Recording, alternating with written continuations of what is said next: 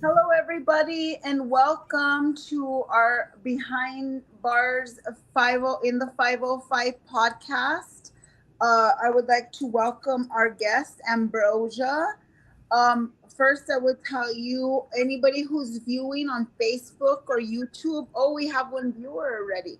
On Facebook or YouTube, you can ask questions below in the comments, or if you possibly missed this, it will be posted right after on the page, or I will send a copy to Ambrosia so she could send to whoever she would like to share the podcast with. And then I would like to ask anybody who's interested to subscribe on our YouTube channel. Okay, that's my little schmeal. No, just kidding.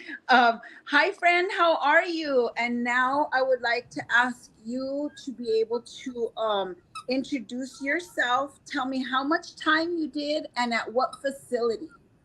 Okay. Yeah, so my name is Ambrosia Garcia. I was sentenced to 6 years. I did three.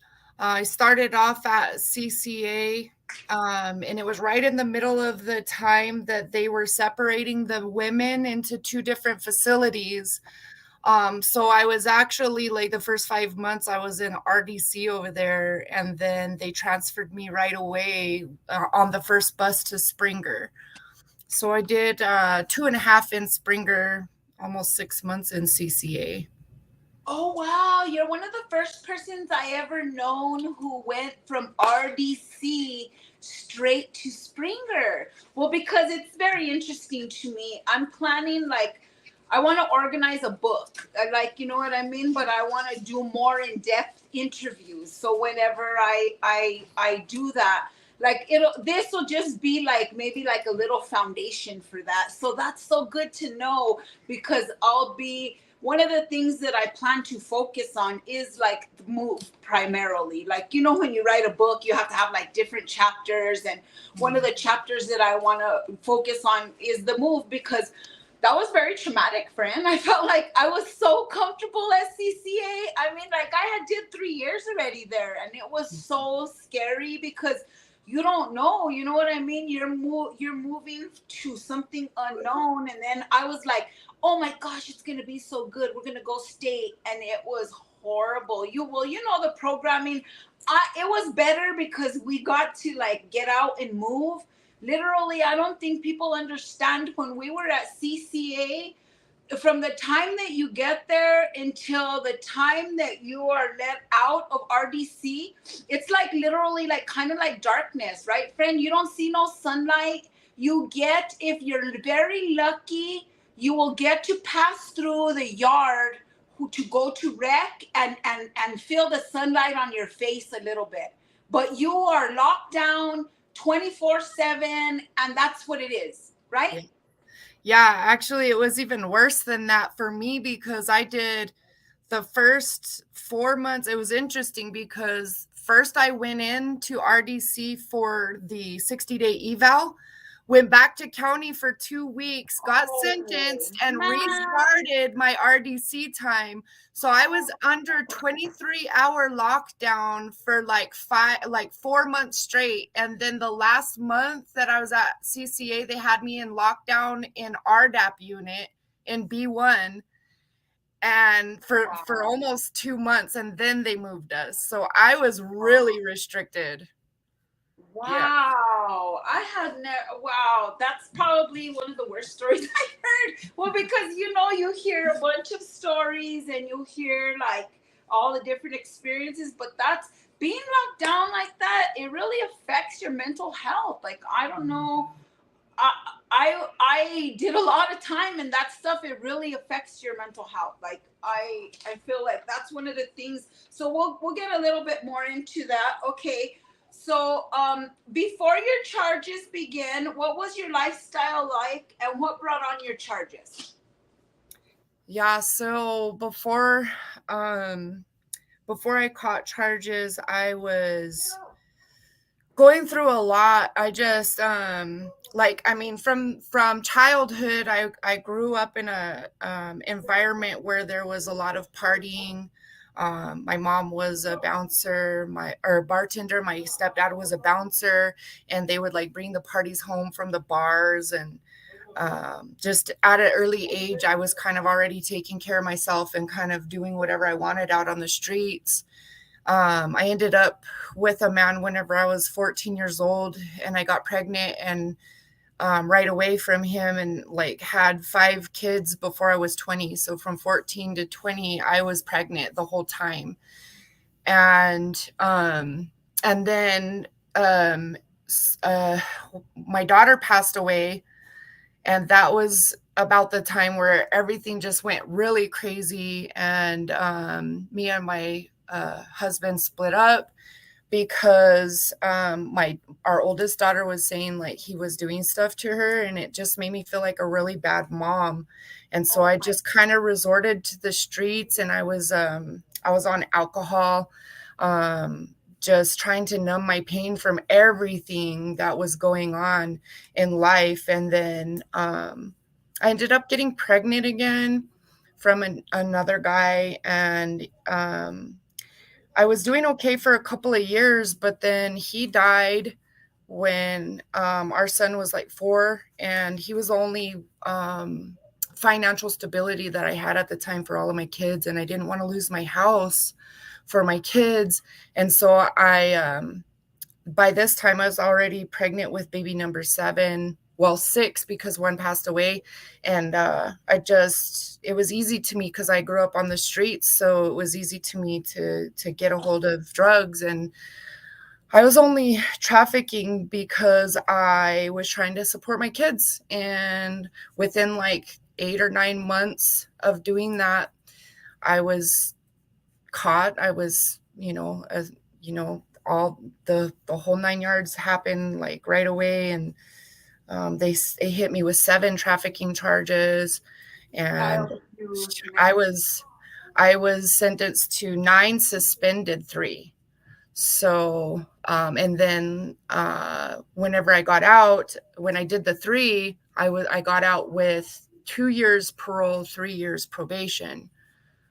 So it was a long road from 2000 and let's see, it was 2015 that I got the first charge, and then I ended up getting sentenced in March of 2016, and then I got out 2019 February. Oh wow. Yeah, so it was like a big long whole deal. Yeah. That's what happens though. Like sometimes I feel like maybe if you look back, maybe you could have thought, maybe if you could have asked somebody for help, or do you know what I mean? Like, but then sometimes we have no other choice but to do what we have to do. I was a single mom for 7 years before I went to prison. I sold heroin to support my kids because my ex-husband did, even though, mind you, he made he made enough money to pay the child support, and we left the house, and we were common law married, but I walked away because his family had a lot of political pull. Okay, so I walked away and I lived in the ghetto. He brought in some girl from Tucumcari that was living in my house that I Mm-hmm. bought, and this bitch is like laughing at me when I'm going to buy groceries with my kids with our food stamps. Imagine how embarrassed, like, do you know what I mean? Like, that's crazy. So that forces us to do things that, like, I even was thinking about it, like, why? The year that I committed my crime, and I never even pieced it together, Ambrosia, until very recently, like probably this year, was the year that he got married. And I think I kind of I don't know if I lost my mind or I snapped, or I don't really know what happened. You know what I mean? But I was in an abusive relationship with him Yep. for many years. And then he didn't want to pay his child support. He wasn't taking care of his kids. I couldn't ask nobody for help. So I know what your situation is like, and sometimes we just have to do, like, you were exposed to a lot of things when you were younger, and Well, he That's was definitely abusive to me the whole relationship, like in every way possible, and I didn't know any better. I was 14 years old whenever I got with him, and that's then so funny. and Yeah. then whenever he left, like even though the situation was weird, the girl that he was with after me was like calling CYFD and calling the dog pound, just like trying to get me in trouble. So I actually went to her house and kicked her door in and beat her up and got in trouble for that too before I went to prison. So You're so funny because I don't think people know about Ambrosia. Ambrosia's like one of those girls that goes to church on Sunday. But don't get it twisted, bro, because she will knock out. Just kidding. Because you know what I mean? You just see that person, and I've always seen that person in you. I'm like, I wish someone would piss off Ambrosia one day. Well, because when you're incarcerated, people test you. They try literally on purpose because they don't have good time to lose. And when we have good time and we're level ones, that's one thing that we have. You know what I mean? And I've lost my level ones a couple of times, and that's something very hard, So then you I have to decide, do you want to act right, or are you gonna, you know what I mean? Like, I was proud of myself for not fighting the whole time we were locked up, because that's what I did. I was on the streets fighting, like trying to, I don't know.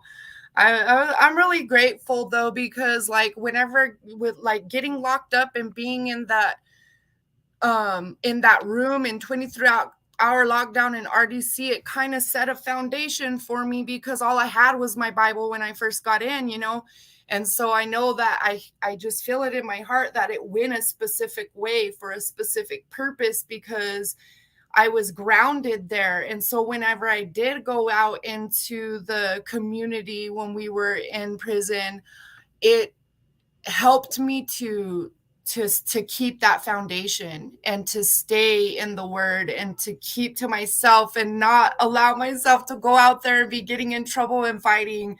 But believe me, like, how I was in there, oh, I I know. was keep to myself, walk away, Yeah, yeah, yeah. so 'Cause you're I yeah, I'm all. But I had to you've distance learned, myself. and you grew, and that's something to be very proud of, that you didn't have to resort to. Because sometimes I feel like I wish I could have walked away from every fight. I mean, like, there was a couple of times. I mean, I'm not kidding you. I one time I had to let someone assault me because I was getting a visit with my kids on that weekend, and because they weren't getting visits, and like like it's just it makes no sense to me, you know what I mean? Like, you already fight somebody, and just because they want to take your clear conduct, they want to fight you. So I let her hit me, dude. And then she went to level fours, and I'm like, oh my gosh, this is so crazy. But there's someone, Caroline Evans, thank you for subscribing to our channel. We're so grateful. Anybody who subscribes, because we're trying to grow our channel and our page. She says, so proud of you, Ambrosia. Do you remember Carolyn? She's um, the she's the leader of the Isaiah Ladies Ministry that used to come and see us. oh, really? Yeah, she's here in Farmington. I Oh, wow. I facilitate with her, actually. That's neat. Hey, I want you to get me some information. I want to get involved with the Project Gecko and see if I can get a job through them. Well, because I know I've always wanted to work with Project Gecko, and that's something that it's like on my bucket list to work with the Project Gecko. So if you could, like, maybe give me some connections or whatever, or like connect me with the right person, because I don't know how to do it. Do you understand what I'm saying? We just got some new community peers. Kira Vaughn is one of them. Yay, I know. Yeah, I'm so excited. Hey, yeah, because don't you guys have meetings and all that too? yeah, Is it she's that's awesome. cool. That's really why, because I would like to see everybody so we could hear, like, you know what I mean, all the good things everybody's doing. Okay, so but we'll talk about that a little bit after. Okay.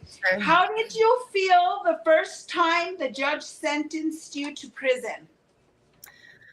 That one was a hard one for me, because whenever so I wasn't the type of person to like be locked up a lot. Like the most I ever did was 1 day for a battery charge or something. Like I only been to jail like a couple of times, like probably 3 or 4 times. One was for traffic tickets and the other times was for fighting.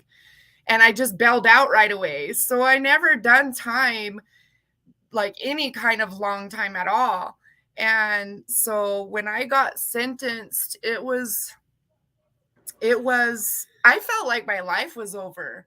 I felt like I was going to be there forever. I was never going to come home, like trying to, I don't know. Might possibly die in there. No. I thought I was done. I really did. I thought I was going to die. I thought it was done. But Yeah.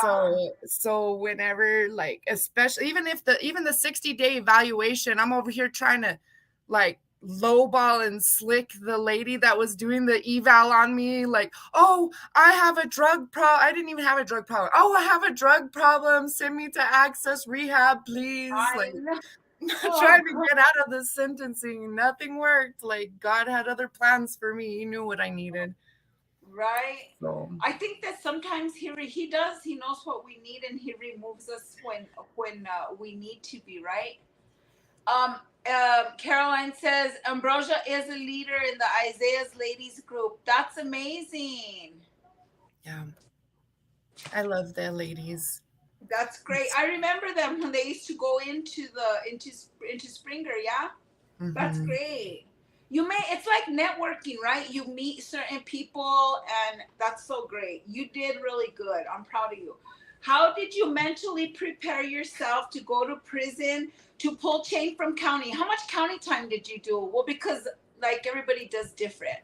So because they kept racking on charges on me, I was in and out throughout that year from January 2015 to March 2016, 2016.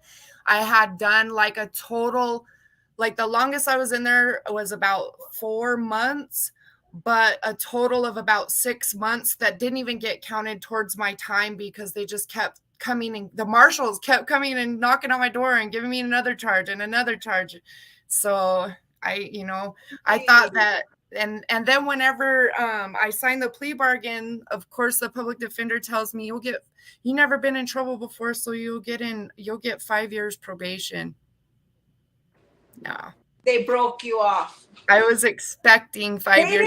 I don't understand. I keep asking people because there's something called a first time offenders deal. Like if you've never been in trouble, and I know about this because I've been offered a first time offenders deal. One time when I got caught back in the day, I took some charges for my mom because I used to always, we do those kinds of things, right?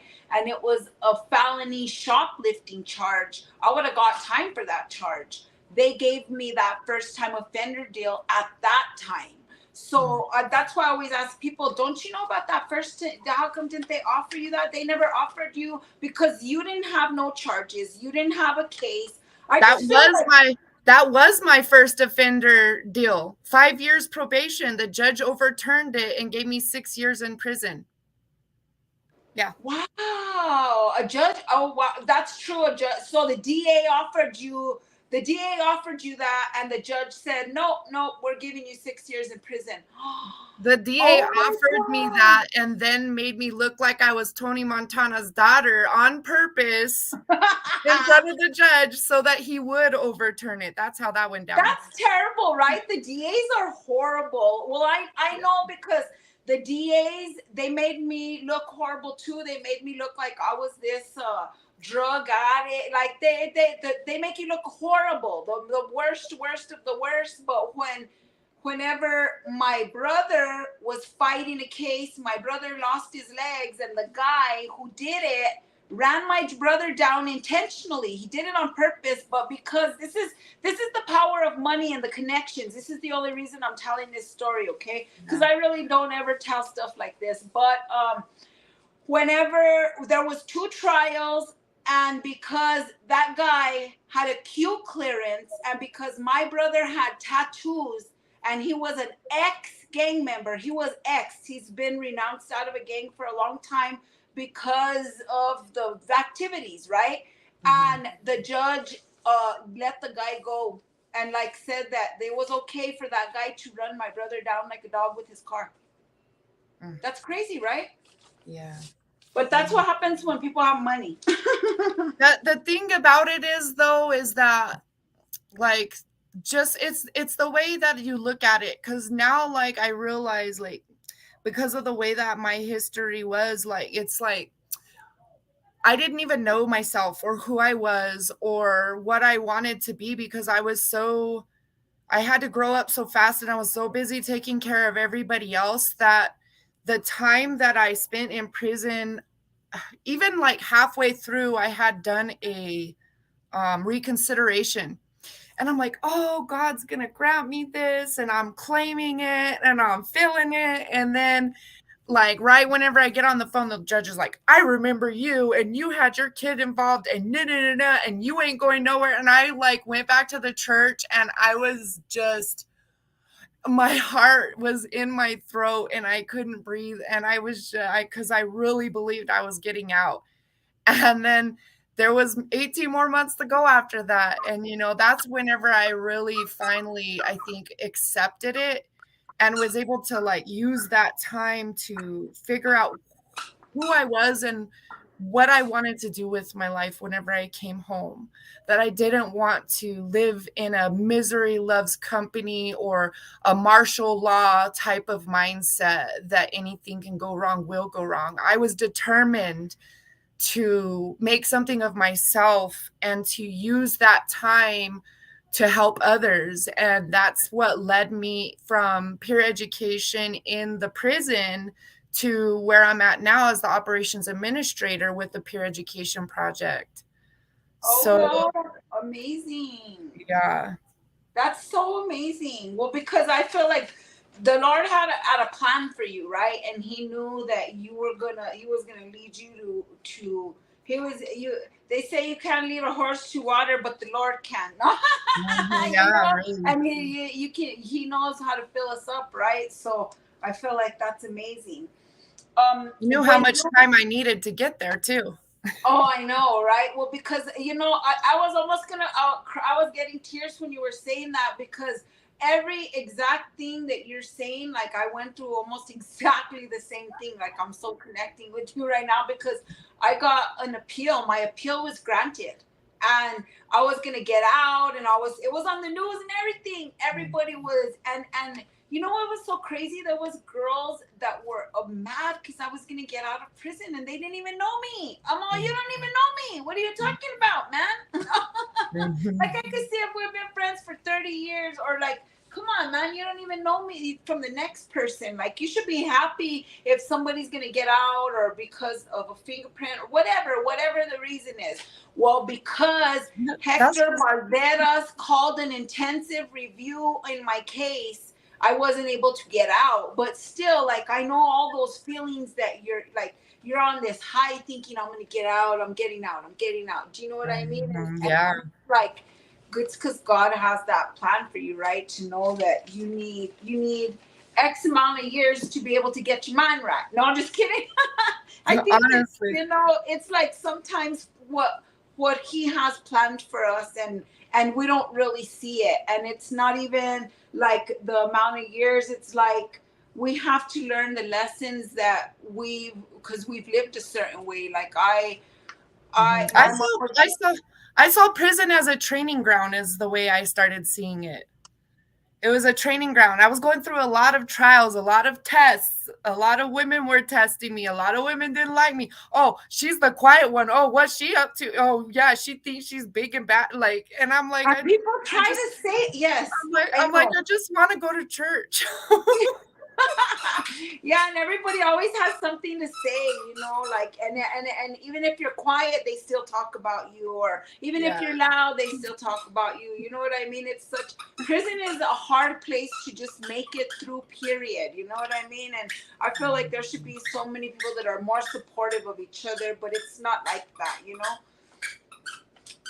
When you arrived in RDC, how did you mentally prepare yourself to come out to prison? Well, like to program, and because sometimes when we're in county, we sit and we're just like kind of like, stagnant. And then when we come out, I feel like when we were, well, you never came out, but CCA, it was like so much. There was like, so you used to get to go to bingo. You could go take pictures on Saturdays. No, There I was didn't like get always any of that. something. I know it was so like different, but the other prisons were not as like, CCA was a different experience. It just was, period. And then, you know, Springer, there was a lot of times where they were able to pull the wool over the guards' eyes because they were brand new. You know what I mean? They didn't expect the women to be asking for 30 pads or 50 rolls of tissue or whatever. You know what I mean? And Well, there was specific women in RDC that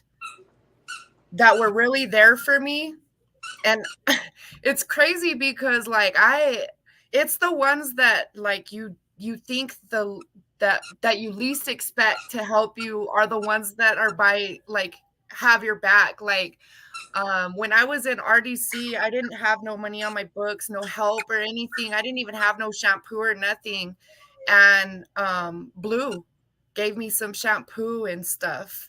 And she was helping me and she didn't even know me. And she gave me some hygiene. And then for a short period of time, another lady that was a return over there, it was like her 7th or 8th time. She was working as the pod porter. So she was in the room with me, but not very often. And she would bring me stuff. She would bring me like reading material and stuff like that just to help keep me busy, because being in that pod in RDC by myself for such a long period of time, it's crazy. I felt like I had a mental breakdown in there, to the point to where like I wanted to like beat my head over that concrete wall because it was just me and I was freaking out. I'd never been locked up before. And so like that was the first time that like I was able to like sit down and actually, and I pressed because I'm not a reader. I never was. And I pressed into, and finally when I was reading Matthew, it was like I could feel that spiritual awakening in there. And it was the first time that I really felt God speak to me and tell me, you never know how much you need God until God is all you got. And it was like I dropped to my knees right then, and I surrendered. That's where I surrendered at. oh wow. Because of how much alone time I had. So that's how I prepared. Powerful, Ambrosia. I feel like I connect with all the people, but I'm connecting with you on a lot of things because when you're locked up in RDC, like you've been stripped of everything, you know, and then you're about to come out, and it's just like really, I don't know, like a little bit humbling also, you know what I mean? And I know exactly how you were feeling, because I feel like we all have those moments, you know, but but a lot of us don't surrender, like, well, because it took me a little bit longer. I feel like I did it like probably until I was in Springer, because it was, and then I feel like my journey, I got so close with God and I was very faithful, and I just learned so much, you know, and I think I was angry in the beginning, you know, and when I needed to. That's it. If I wouldn't have been in there for 5 months in RDC, how I would have mentally prepared myself is knuckle up. I probably would have been fighting everybody had I not had that time by myself to surrender. So I'm all, that's right. And you're so right, because I would have been stuck in RDC a long time, but I got out for fighting. No, I'm just kidding.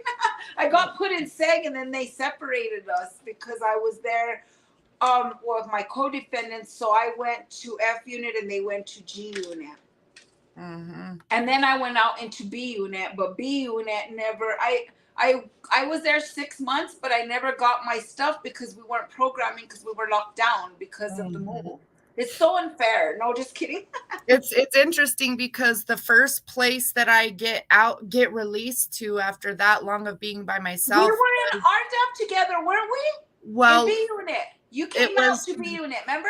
Yes, but I was in a different pod. So the first place I went directly from being by myself into the pod with Marissa Ochoa. And that was when she was just getting out of God's pod. So she was like, "Oh, I have somebody to fellowship with." Like it was just this perfect setup. I don't even know how to explain it. I love Marissa Ochoa. Oh my gosh, I love her. That's one of Yeah. my favorite people. I love Marissa. She's good to Mhm. fellowship with. Well, because we used to do sign and dance together, and Mhm. I love her. I absolutely love her. If I ever could talk to her again, I would thank her because she is definitely a part of the history of planting seeds to save my life. Oh She's a very wow. big part of it. Haven't heard from her? You don't know where she's at? No. Oh wow. When you got to population, what type of programming did you participate in? So I never did education because there wasn't really much available to me. I had already had my GED. I had already had an associate's degree because right in between the time that I was getting a divorce and trying to make a new life for myself, I was in college and I got an associate's of applied science and I had my surgical technology degree. The only reason why I wasn't working was because I was pregnant and nobody would hire me. And that's how I resorted to drugs. I even had a degree. So when I went for programming, there wasn't and because of the amount of time I had, they wouldn't allow me in, short timing programs like RDAP and things like that, which is why I think I resorted to the church so much too. But the one thing that I did get offered was to become a peer educator for NMPET for Project Echo. And I stuck with that the majority of the time that I was incarcerated. And then whenever I got closer to time, it was crazy. I didn't want to leave my personal space because I was in Unit 10 in my own room the whole time I was locked up. So it's crazy. It was like I was alone the whole time from RDC to B unit to my own cell. And then the final test came with RDAP was the only time I went out into population unit. And I didn't even put my name on the list. Somebody else nominated me for that. And at first I turned it down, but then I went back to Miss Konishe and I was like, "Hey, can I change my mind?" Because I was like, I better take that time off. And that was the roughest time for me because I wasn't used to being around anybody. And I came this close to fighting a couple of times in that unit. Oh, did Yeah, you completed RDAP over there? That's I neat. did. That's good. That's good. Yeah, I did. It was and I'm glad I did the program because it was eye opener for me too that, what I was going through wasn't that rare. I could relate to a lot of the women in prison, how I had never related to them before because I kept to myself so much that it was in RDAP that I felt myself getting softer hearted and closer to some of the women in there. So Wow, that's amazing. I'm so humbled by your whole story. It's like a Lifetime movie. No, I'm just kidding. for real. Hey, do you remember when we used to live? Didn't we live together or did I can't remember because I lived in both units. We used to watch Lifetime all the time, but I think that was when I lived with Jessica. Well, because I lived with Jessica Bottles too, and she was pretty cool. She was kind of crazy, but on her good days, no? Yeah, but I was never in the TV room except for on Sunday for sermons. Yeah. I know you never watch TV. I You were was always, either yeah. I was either in the church or I was Or in with my the room. yeah, with the Bible. I was all by myself. Always, yeah. Did you develop any mental health issues while being incarcerated? For example, like institutionalized habits or. Bet nobody will ever stand behind me. Oh my God, that's my number one. You know that. I know that's right. You're like, I'm oh, like up against the wall sideways if yeah, I'm you're in all. line. Those are all. Hey, when you're looking in the meeting and the people up against the wall, those are the people who've always done time. I'm not. I'm just. I'm being honest. No. Yeah. Yeah, no, and I feel like while I was incarcerated, I feel like I was doing my time really hard.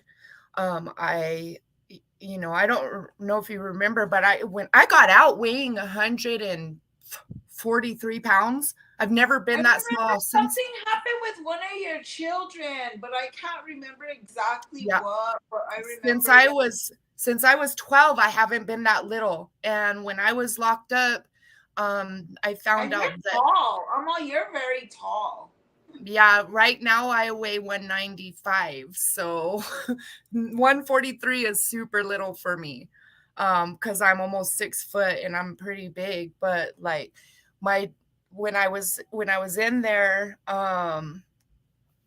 I had got a letter from the state that they were giving my ex-husband uh custody over our kids, the one that was molesting our daughter before I got locked up. 10 years I kept him away from them, and I found out that he got custody of all of our kids, and at that time our youngest was only 11 years old.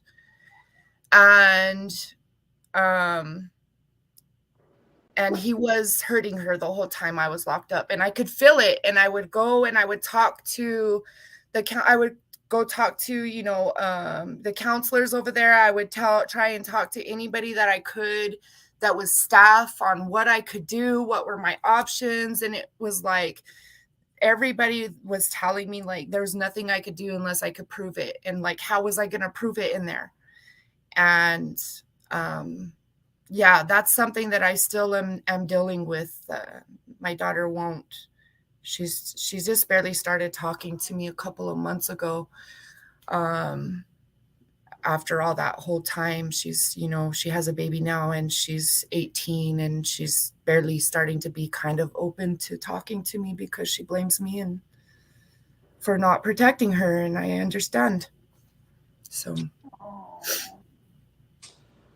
yeah. Well, I would like to tell you, don't be so hard on yourself. Also, you know what I mean? Because even though you tried everything that you could, like as a mom, there's only so much we can do sometimes, and I Mhm. could just from one mom to another. I know I could only imagine how your heart was breaking, and you couldn't be there to protect your child, but you're there now. And Mhm. that's what's important. Be there now, and you guys have the relationship now, and that's Yeah, your I mom. was really hard on myself for a little while. And I couldn't find that forgiveness, but I have peace in my heart now, and I have it's an unexplainable peace because I know without a doubt that hearing people's stories in the chapel and going through the experience that I went through helped me to better understand that we are we develop into the person that we are supposed to be for eternity by going through the experiences that we going through in life. And there's not a doubt in my mind that what even my children have gone through because of me, that that will be used for the greater good at some point in time. It's when I start to get impatient that I have to like go back to the peace that surpasses all understanding in the situation. But I've come a long way with my kids. That I mean, I had two that were using whenever I got out, and the one that wouldn't talk to me that was abused. And I'm still working on one that's in her addiction with fentanyl, so keep that in your prayers. But one of them was able to pull herself out of it, and she had a baby, and he's my first grandson. And That's things good. slowly are looking good, looking up, so I don't regret it. I know that everything happens for a reason. That's true. That's very true. Everything that you said, I agree with 100%. 100%. How did your addiction habits affect you? Oh, you didn't have any habits like that. I was I talking was an about, I was alcoholic. addicted to money. Well, no, because sometimes we become addicted to money, That and too.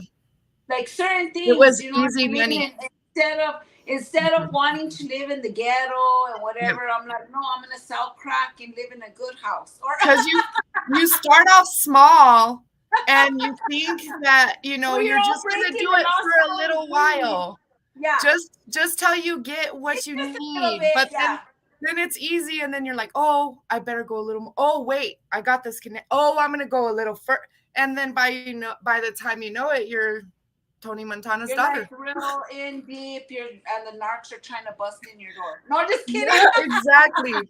Well, no, because I've Putting been, things under your car, trackers under your car, following you. dude, Ugh. I had a very, the reason why they didn't get me right away, and I made a lot of money, and I sold probably for like almost 2 years. I bought a car, I bought a lot of stuff. I mean, like, I lived really luxury life because I sold to a lot of people, and I didn't sell small amounts. I sold tripas and half tripas. That's like an 8 ball and a teener. And somebody couldn't just walk up to my door for a 20. So when somebody did walk up to my door for a 20, somebody I knew personally, and I swear I had the stuff on me. I had a 50 and a 20 because I was going to take my brother something. My brother used to smoke crack, and he would call me and be like, "Sister, I can't sleep. Could you bring me something?" And then he would smoke a little because I sold Shiva, and I'd be all, "Yeah, brother, he's my brother, whatever." And I always, because instead of somebody giving him dirty dope or drugging him or whatever, and that landed up happening. One time I dropped him off some dope, and they tried to kill him for the money, and the money that he had. But I went back banging like a crazy girl, saying, "If you don't, I'm gonna call the cops because that's my brother." Imagine, to the drug dealer's house, and they didn't kill me. I was like, "Man, I will call the cops. You know who my mom is." They were like, "Oh I yeah, we do know who your mom is." No, because my Yeah. mom was a well-known drug dealer. She used to deal drugs. That's why I knew a lot of people. A lot of people knew me. So when the guy came knocking at my door, I stopped. I said, "Oh, something." I was gonna sell to him because he told me he wanted a 20, and I said, something told me no. It was a voice. That had really never happened to me before, and I think it was God. I honestly think it was God, because who else would have done that, Ambrosia? Come on, Mm. nobody's just gonna say no, Rhiannon. Don't do that to sell to this guy, because I knew the guy. He had dated one of my cousins many years ago, so he knew a way in, right? They thought he would be able to walk up and I would just slip up, but nobody could just walk up and do that. And I told them, "Nah, bro, I don't know what you're talking about, homie. I said, I don't even have enough money. I'm barely trying to get enough money to complete." So then right after they told me no, the voice said, "Follow him."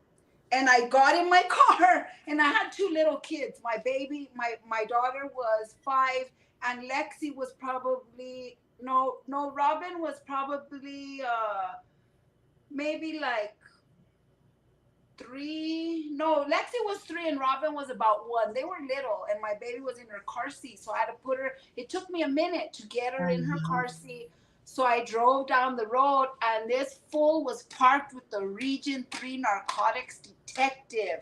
And he wasn't parked like this, bro. Not with the when you're parked when a cop pulls you over, the cop is usually behind you, bro. The cop, they were like this, side by side, talking to each other. And I pulled over and I started taking pictures of him, because I was like, "This fool's a rat." I was all, "Oh my God." And then it started to like hit me, like so then the cop left, and I rolled up to the dude and I said, "So what's up, fool?" I told him like that, and he's all, "Oh, they're gonna tow my van." And he left walking. So I said, "All right, okay." I went to the gas station, the car wash, and I was all vacuuming my car. his girlfriend came and drove the van away. Mm-hmm. So when you know what I mean, like okay, Yeah, that girl that did that to me was a really like a lifelong family friend too, and there was only three possibilities because of the way that I was doing things, and two of the other ones were family members. So I already knew who it was, and then it was crazy because whenever I went back um for the sentencing after the 60-day eval, she was in there, and they had her in the PC unit, because it's in the one big pod, but it's a PC small cell room in that big pod with all the rest of the women, and she was in there. They had her in that room because of her what she did to me. well, and yeah, because yeah, and I one night when I was up walking after I surrendered from the 60-day eval, I came back, and when I was walking, I was able to tell her, I forgive you. I yelled it through that door because I seen her peek her head in that window, and she I was said, I probably forgive you. scared. Yeah, but everybody else was the ones that was trying to get her, even though I told her, I said, you know what, I forgive you, before I went to prison after my That takes sentence. a lot, Ambrosia. That takes a lot. You're such a humble person, and you grew so much. Everything that you've been through has built like the armor to be who you are today. And that's, I really believe that, especially in your case, and even in my case now, because like you said, everything, God knows what we have to go through to change us to be who we are. Do you know Yeah. what I mean? Because even I'm such a different person than the person that I was when I went to prison, and Mhm. like I feel like some people get out and it doesn't even affect them. They're still the same when they come out, and there's a little bit of percentage of people that do change and they're different, so I totally agree with you. It's hard um for me because I enjoy the adrenaline of the the anger or the rage whenever you fight, and I would run off of that. But when but in doing that change, I realized that I would rather make a difference, because it was my emotion and I always had a big heart, but I would use that strength of rage to cover up where I felt weak at in my emotions and my heart. And so in surrendering with to God and being able to relate to people in a way that I could say, hey, I've been there, I know how you feel.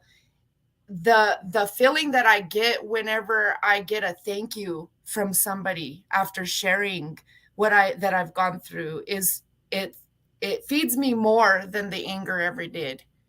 And so it's like a thin line between that anger and that love, like love and hate thing. But I finally learned that I want that more. Oh, that's so great. It's so touching to hear your story, like everything, okay, we talked a little bit about this, but not so much. How did your incarceration affect your family or loved ones? Yeah, so it was rough. M- my kids, like, I'm all they had, like, cuz I come from a family who is in their addiction as well. And like we were all not in a good place. Um and my kids were ranged from 5 years old all the way to 15 at that time. And then like in between, from, well, no, because I had that baby, I was pregnant, and then I had that baby, and then I was pregnant again throughout the time from 2015, whenever they started hitting me with the charges. I was pregnant at that time with my baby. So whenever I went to prison, I had also had an 18-month-old and a 10-month-old, wait, 20-month-old and a 10-month-old, because they were 10 months apart from each other. And so they kind of really didn't even know me whenever I got home. but it really affected the older ones even more because that's, they lost their mom. And so, like, like I said, there's two of them that became addicts. One of them just kind of became a rolling stone and started traveling the world wherever he could, however he could. And then that was my oldest. And then the other one ended up stuck over there with his dad, with her dad, not in a good situation. So, and it shattered my mom. She was already an alcoholic and she was drinking even more whenever I was gone, I guess. And she ended up hospitalizing herself whenever, a couple months after I got locked up. Um, with she got real sick and got pneumonia and neuropathy, and she barely survived. She's passed now. God gave me a little bit of time with her before, whenever I got locked up before she passed, but it was from drinking too much. So it was really cool though, because when I was locked up, I had this dream, and I know some people may not believe, some people may believe, but I had this vision of my whole family getting saved at once. And it was crazy because when I got locked up, my nephew had went on this acid trip, and then he called me one night. He's like, "Oh, I had this spiritual awakening. I'm freaking out." So he started going to church with me, and then he decides that he's going to get baptized, and all the rest of the family show up to his baptism to support him, and 5 of them got baptized that night. And my mom and my stepdad were 2 of the ones that got baptized before they passed away, and they were both in their addiction. So it was crazy that the things that happen like that. You That's can't tell me God was, amazing. yeah, I'm telling you, everything happens for a reason. Wow, that's so So amazing. That's amazing. That's I believe. I believe. I'm a believer. No. Um During your prison stay, did you ever experience an act of violence, and how did it affect your mental health? Well, because I've seen a lot of crazy stuff. I seen at CCA, I seen girls get hit with locks. I seen crazy stuff. No. um anytime the guards were rushing anywhere, I would turn around and walk the other way really, really fast so that I wasn't getting in trouble.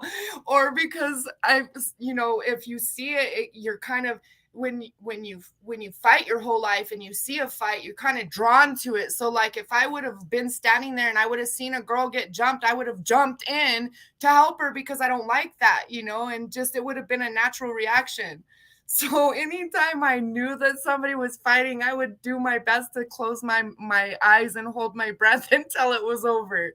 I Oh, didn't see nothing. I don't know nothing. I wasn't involved. yeah, yeah. Hey, when I remember when people used to fight, we used to be all putting our hands up in the camera. So well, because like people they want to come check and make sure that you didn't get in a fight. Like it's a big thing, like it's just you just don't want to be you don't want to be affiliated with anything like that. Yeah, there was this one that was really and particularly strange. Angelica Perez was one of my closer friends, and she worked with I me love Angelica. She's so funny. at the chapel, and she I don't know what happened. There was so many different rumors that I can't even say what was real and what was not. But she was in the chapel on her knees praying one day, and some girl came in there and like boop and like hit her from behind while she was praying and started beating her up in the pew and then ran out. And that was probably the worst Oh, one I that I saw. remember Scobie. Okay, so I had heard a rumor that somebody had paid Scobie to do that, but I can't remember now why. Because Angelica had something stood up to somebody, but I can't remember. I can't remember. Yeah, I think it had something to do with Renee Chavez, like not her in particularly, but because she was not involved in the church anymore and she was doing her thing in education. There was all kinds of rumors flying around about that, and then people were mad about it. So And that's one of the things that I had to watch my back for around that time too, because people were coming up to me telling me, hey, this person wants to watch her back, like, because there was rumors about me I going feel like around at that time too.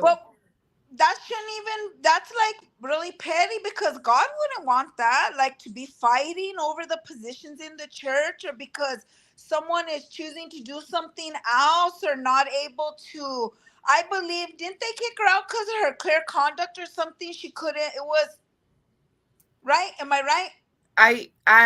I'm pretty sure that the reason why they sent her back was because there was Oh, they sent her there was back because of her there was points or something. yeah, there was, because of how many times she had been incarcerated, they like re-evaluated her and her points were too high to be there or something. She didn't even do anything wrong and they just moved her Yeah. back. And everybody thought that it was because either myself or Angelica was snitching on her or something, and she didn't even get like any extra charges or anything. Everybody was just making rumors up. And it's crazy because me and Renee, like, we I worked. forgot about Angelica got hit with the brick. And I me and forgot Renee, about that. we work together a lot. She comes to Farmington and she does a lot of the church fellowship groups with me and Carolyn. And like, I just love her. Like, she's one of my closest ones that I'm still in contact with. So it's crazy how things just. Yeah, right? I'm all right. Yes. But no, that's the power of like bad gossip, or do you know what I mean? Because I don't know. I don't know. I remember that, but it was Michelle Scobie, yeah? That I don't remember who it was. Scobie, she had a really short hair. I only Yeah, she remember did. because She had really short hair. Scobie. Mm-hmm. Wow. Yeah. Oh yeah, that's definitely what I was trying to aim for with that question. No, I'm just kidding.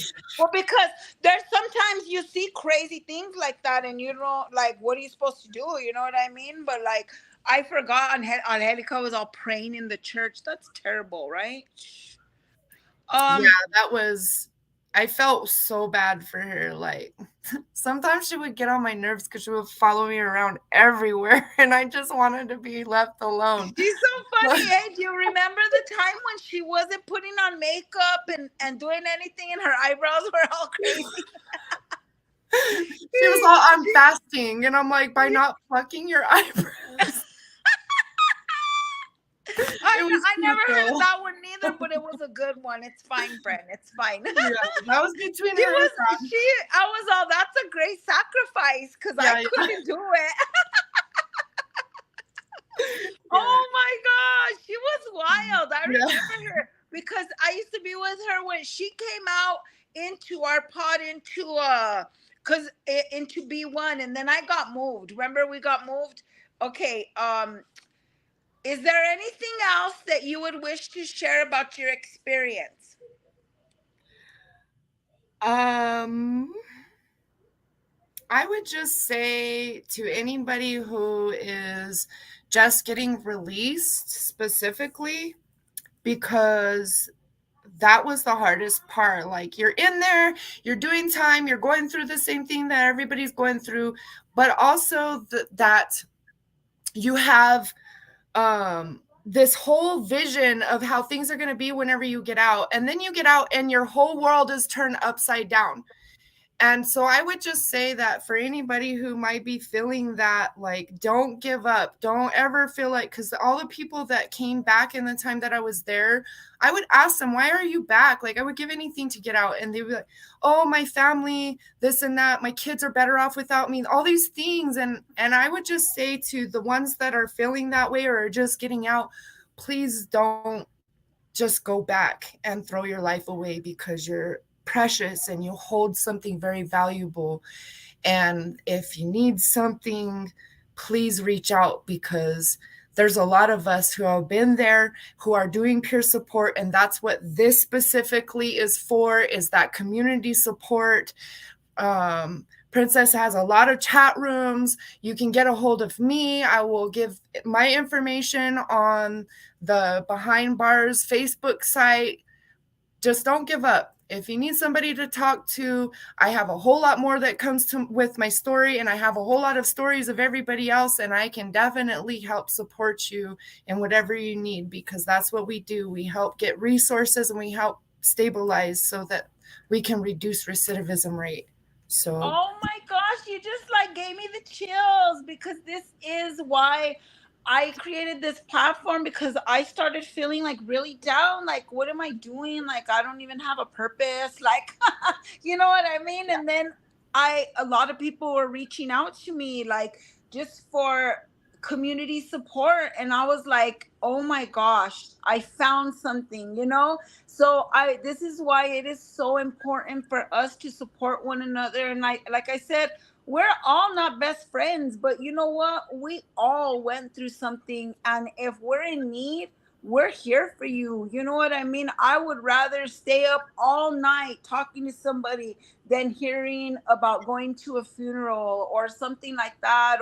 Or you know, if you're trying to get clean, I know I was gonna say, dang, Katrina's heavy on my mind. I've been thinking a lot about Katrina. Nina is doing a lot of rehab work. They're sending people from New Mexico to get rehab in California, 5-star rehab. So like nice. we're starting these connections, networking. So if you know anybody that is looking to get help for addiction or a rehab, let me know and I can put them in you know, into connections with Nina. And this is why it's important for all of us to network and to help one another. And I'm so grateful to you. I want you to come on again because it was great. No, well, because we I talked have so plenty more much, to talk about. and I know, and it was amazing. And I know you have so much to share. And I want you, if you know how I could possibly get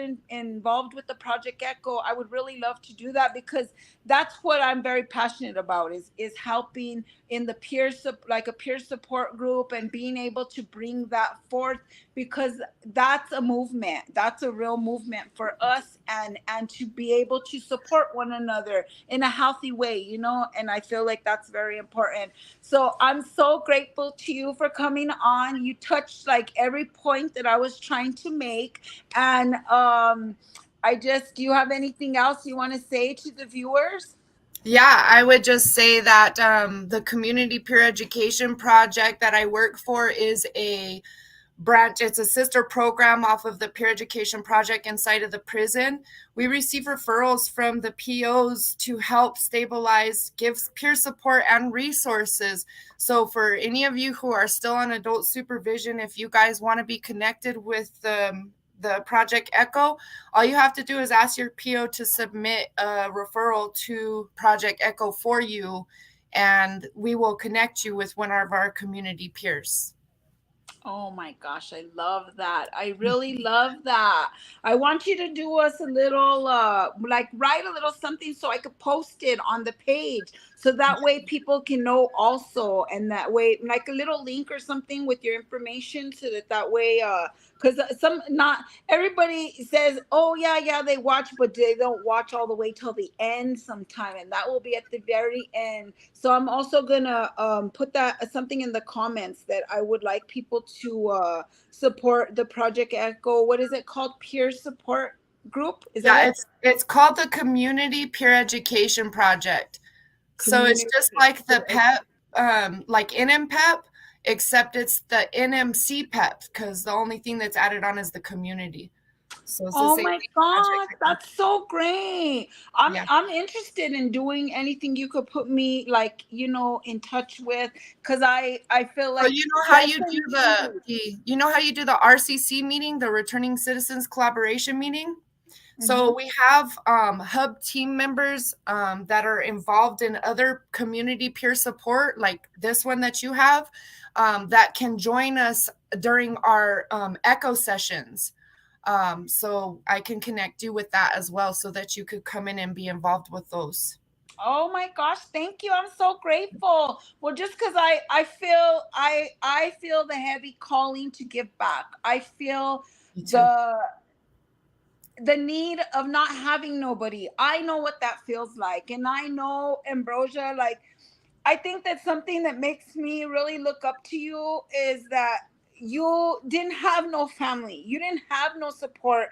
I was like that also, and but I never showed it. Do you know what I mean? Because you let yourself be more vulnerable and let people know and let people help you.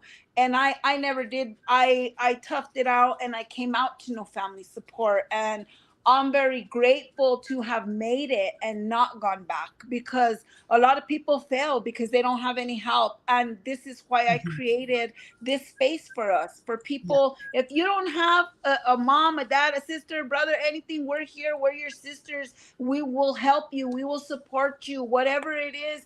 Well, I mean, like, we can't financially support you, but emotional support, that is much more in numbers than any kind of financial support, I believe, because it holds its weight. You know what I mean? And that's why this space is so important. And I'm so grateful for you to acknowledge that and to give us a shout out. And I'm so very happy about our podcast. This was great. I'm so happy. Thank you so much. Yeah.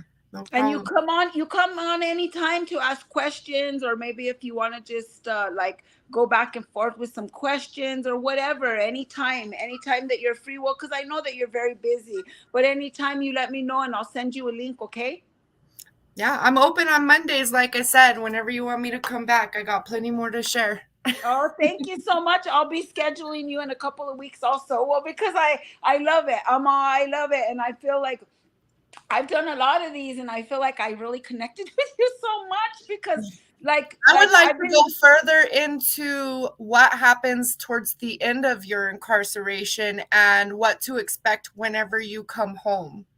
Yes, because that's very hard. And I'm trying to go into depth on those also. So I will be contacting you to do one in a couple of weeks, because that's very important. Because if you don't have those skills to set your mind up to be disappointed, to be like I'm gonna give you an example. My biological mother told me she had my kids, and she told me I gave her $6,000 to buy a storage and to put my stuff in storage and to, take care of everything.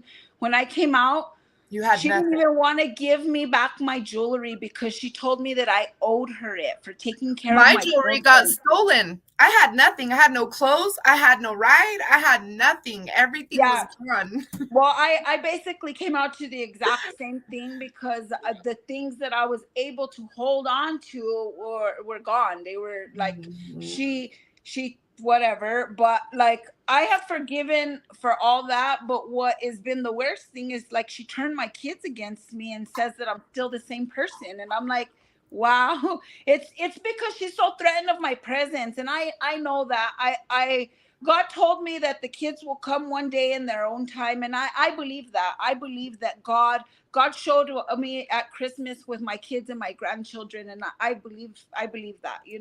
So I that's for her and her cross to carry. But, like, it's hard to be disappointed and not just want to fail. Like, there was a lot of times that I wanted to go back to selling drugs. I wanted to go back to, because I used to use prescription narcotics, to saying, oh, I don't care. I had to tell my biological mother, no, I'm not going to sell prescription narcotics. I'm not going to do those kinds of things.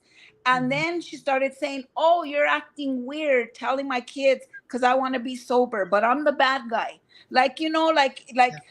my own mother turned my situation of grief to her advantage. And I think that that's been one of the hardest things for me, Ambrosia. But I find a lot of strength in people like you, who have pulled everything, all your darkness and everything that you've been through, you've turned it around. And I look up to you, and I just want you to know that, because I find a lot of strength in your story and everything that you've been through, because I personally know your journey. You know what I mean? And I'm very grateful for you sharing with us, and I'm so thankful to you. Thank you for having me. Thank you. We're going to be Do it signing again. off, and I appreciate you. Send me a link so that I could put on with the Project Echo stuff, and then anything about a job. Okay, friend? Okay. Thank you so much. All right. I'll also be contacting you to schedule you again. Okay. Sounds Okay. good. Bye, friends. Signing off, guys.